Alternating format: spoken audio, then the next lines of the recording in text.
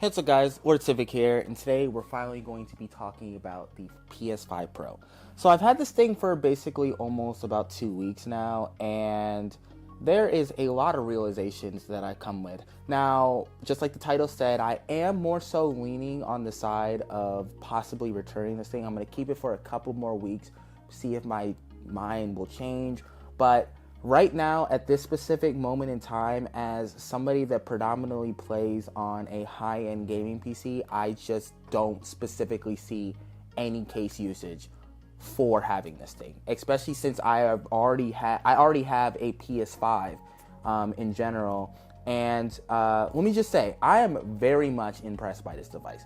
PSSR, especially since this is PlayStation's basically first try with AI upscaling, they knocked it out of the park in the games that I played anyway. I've heard in a lot of third-party titles and different stuff like that, it's been kind of hit or miss, and in some cases it's actually basically not broken the game, but messed with the graphical fidelity and just different stuff in general. But I will say there is a lot of case uses on why this specific device would benefit quite a bit of people, and just for me right now at this point in time, I don't think this device is going to be beneficial for me. So in this video today, I'm going to be talking about who I think this device is specifically targeting, who I think it's going to most likely benefit, why it is not specifically benefiting me at this point in time, just the trajectory of gaming in general and right now, and how a device like this being introduced into the ecosystem basically is going to have the different effects and different stuff. And then also, last but not least, why I think this device dropping now is a lot different than when the PS4 Pro released all the way back in, I think, was it 2016? Now, regardless, if you have the PS5 Pro, if you're thinking about getting the PS5 Pro, if you're just super against the PS5 Pro, let me know in the comment section below, and we can have a little discussion or whatever, because, as I said, this device is just different case by case per person. Now, saying that, I hope you guys enjoyed the video, and saying that, let's hop right in. Now, the first thing we're going to talk about is this device dropping now in 2024 is totally different than when the PS4 Pro released. And I'll tell you exactly why. When the PS4 Pro released, games were not dropping day and date on PC. Or not even day and date on PC. You couldn't even conceptualize that games that were exclusive to PlayStation were going to be even a year or 2 years later dropping on PC. And I know that there's the case of games like Helldivers 2 and other games of service games are most likely going to also drop on PC day and date, but a lot of the heavy hitter games like God of War, Spider-Man, Horizon, honestly, if you told me how long has it been? 10 years ago that Spider-Man, Horizon Zero Dawn, God of War, Returnal wasn't out at the time, but any of these PlayStation exclusive games, even third-party PlayStation exclusive games, would be dropping on PC at any point in time, I would call you a bold-faced liar. It's actually insane that these games are even available to play on any other platform than PlayStation. And the big caveat was that all the way back in 2016, if you wanted to play God of War 2018 or The Last of Us Part 2 or Horizon, literally the best way and the only best way to play these games was on the PlayStation 4 Pro. And now with the PS5 Pro, the thought process is okay, you want to play, you have a PC, you have a high-end gaming PC, you want to play all of these exclusive games on PlayStation, and you want to play them in the best way possible. If you have let's say a 40, I don't know if I would go as low as 4060, but if you have a 4070, 3080 or anything above, you're going to be getting better performance than you would on PC and an overall better experience than you would with whatever you do with the PS5 Pro. But that comes into the whole thing of what I was saying at the beginning when it comes to case-by-case basis. If you have a high-end gaming PC, you literally can buy God of War, Horizon, Spider-Man, not only Spider-Man, Spider-Man 2 as well, which I think is supposed to be coming out very soon, on your PC and play at a greater graphical fidelity and better graphics and performance and different stuff like that than you could on the PS5 Pro. And you might be saying, okay, Lord Civic, but the PS5 Pro is the base price of like $700 or whatever, and you don't have to worry about tinkering on the stuff and the specific settings and different stuff like that. And that is true, but by not getting a game on PC, you are getting so much like extra sauce or whatever taken away from you. I remember when God of War 2018 came out, and then Horizon as well. I actually did not beat either of those games until they came out on the PC release. The difference, not only, in graphical fidelity and just like performance in general, but the field of view, oh my gosh. I don't know why people don't talk about this more, but the field of view in God of War, it's not like nauseating or whatever, but like the difference between like PC and like console is pretty damn right huge in like how much of a difference it can make with the feel and just to play the game. And that's not even talking about performance. And let me highlight this. The PS5 Pro is a ridiculously impressive picture quality performing device. I remember reading about, before I got the PS5 Pro, about like the performance of like Horizon Forbidden West in the specific case, in the 40 FPS and the 30 FPS mode, looking equivalent to a high-end gaming PC. And as somebody that has a high-end gaming PC, after turning it on and playing it and stuff like that, what are my thoughts on that? That is the truth. Horizon Forbidden West at 40 FPS and the 30 FPS mode legitimately looks like it's running on a high-end gaming PC, if you just look at it like stationary and clear. But with a high-end gaming PC, with my 4090 specifically, I understand not everybody's going to have a 4090 or a 4080 or whatever. Those are very expensive cards, and it's a large investment to get to make.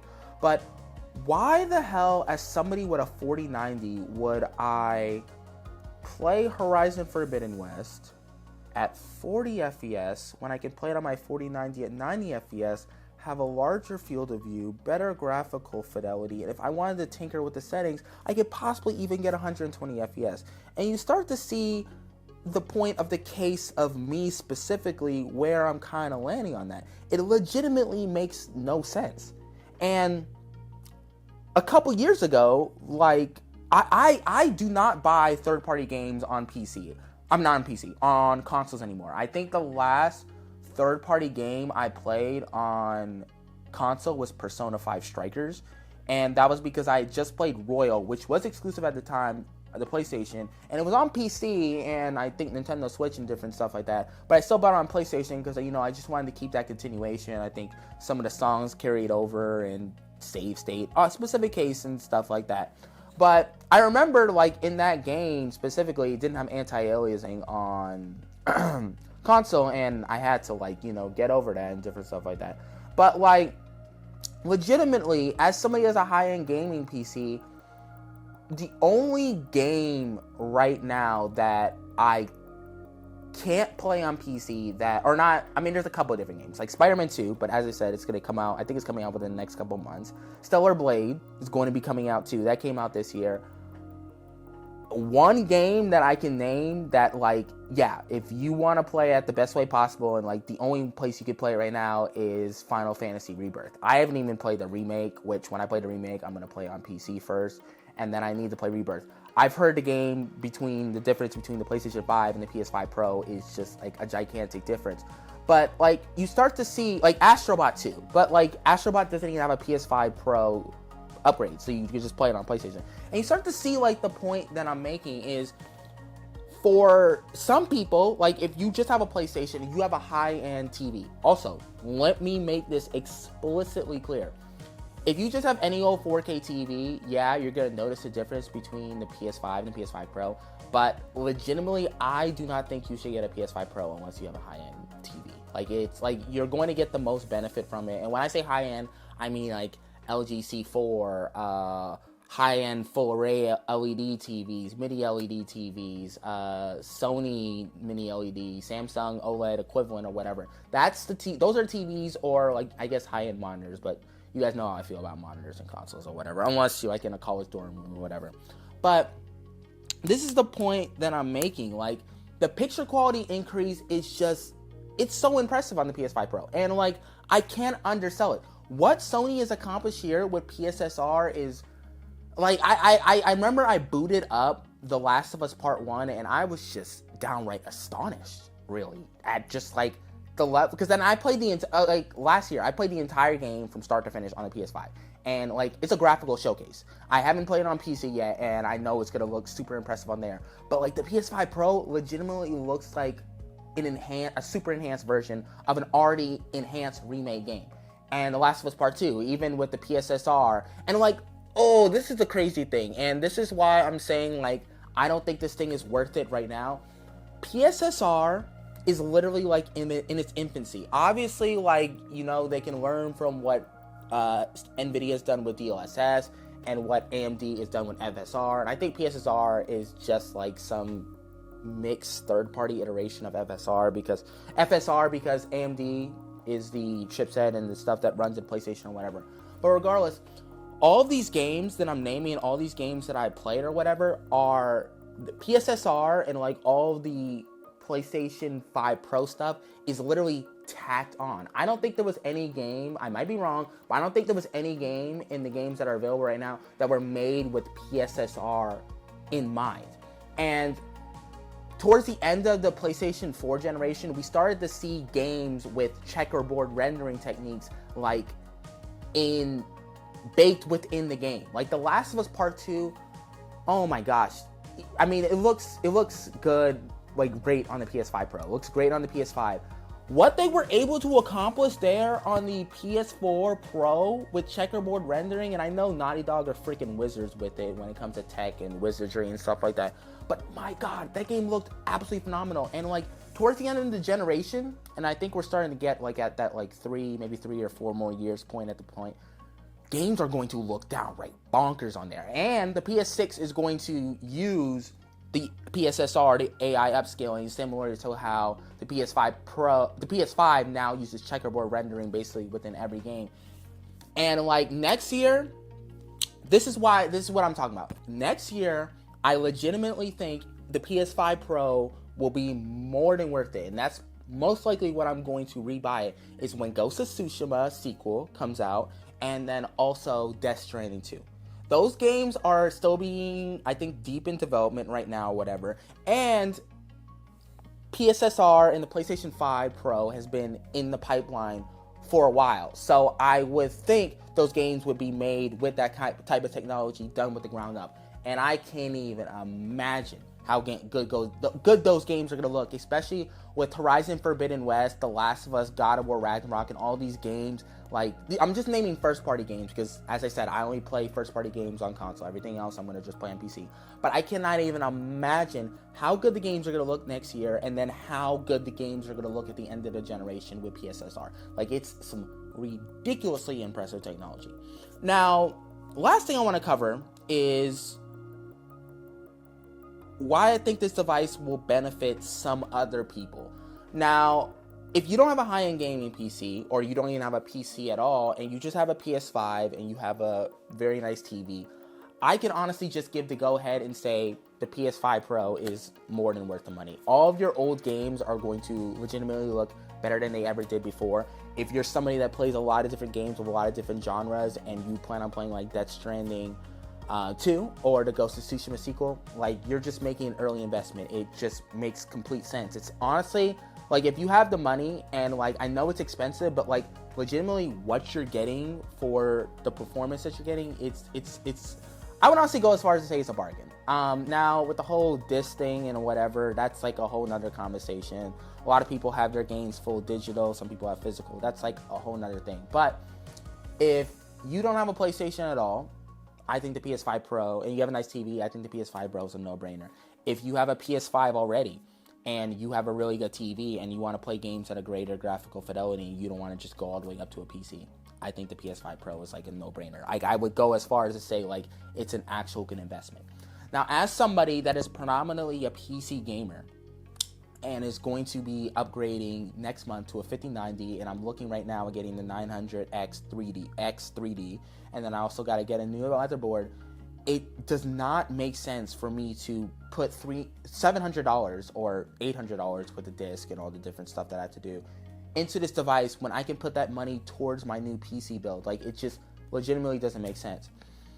But like as I said, I'm very much impressed by the device, and I'm going to get it most likely next year when the new Ghost game drops and Death Stranding 2 releases as well. Like, and I'm so excited to see like just how good games look, and I really love and appreciate that PlayStation is giving pro consumers an option to play games at these this greater graphical fidelity than what's currently available on the market right now. Now I have a whole different thought process about Sony. I think they should drop games day and date on PC. That's just my thought process. There's just a subset of people that are never going to get a PC, and there's a subset of people that are never going to get a console.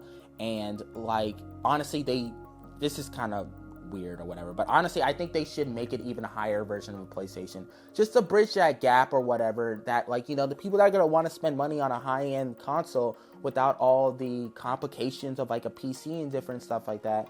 And like I don't know, it's just like legitimately this thing really brought full circle, like, do I really need a console? Like, especially with the amount of games that drop every year, and like how fast there are, my backlog just keeps stacking up higher and higher, and I don't know. I legitimately think Sony is leaving so much money on the table, because like when these games release, there's so much hype and different stuff like that, and by the time the games release on PC, the hype dies down, and they do sell well, but they're just leaving so much money on the table. But then again, I'm not a businessman. Maybe they ran the numbers, console sales, blah, blah, blah, blah, regardless. But anyway, thank you guys so much for watching. Let me know what you guys think of the PS5 Pro. As I said at the beginning, if you have one, thinking about getting one, or against getting one, let me know why. But regardless, I really appreciate you guys watching this video, and hope you guys have a great day.